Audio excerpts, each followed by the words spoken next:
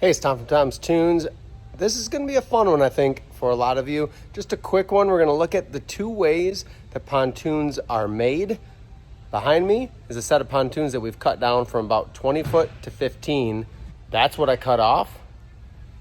This is getting welded back together. We're welding the end caps back on. But let's look at this. If you notice behind me, it's kind of funny looking in there.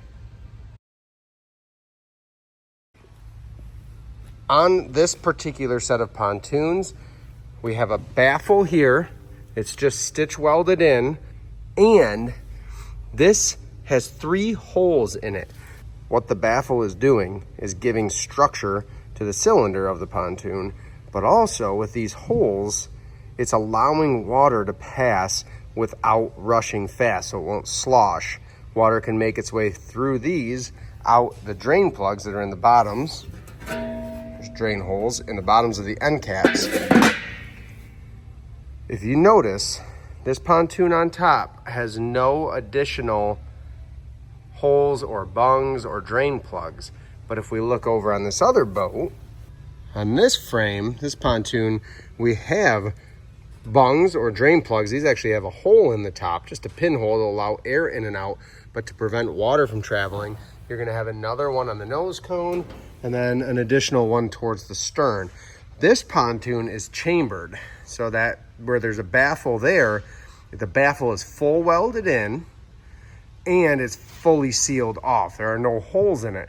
So when I'm pressure checking this pontoon, I would put air into the bung here to test this chamber. I could test just the nose cone, but they're all separate chambers. The benefit there is if your boat gets water in it, you have other chambers that may not be affected by that water and you can float higher, versus the other option of running baffles with holes in them.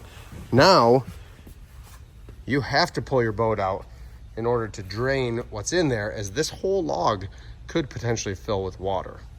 You'll also notice in a lot of cases, no drain plug on the chambered pontoon. So no way to get water out other than drilling a hole and draining it and then fixing the hole you drilled and welding the crack or wherever it's leaking.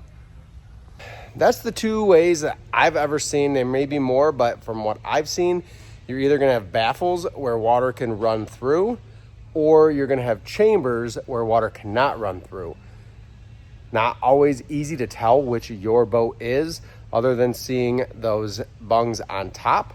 But I've seen pontoons with bungs on top that are baffled and air can travel throughout the whole pontoon.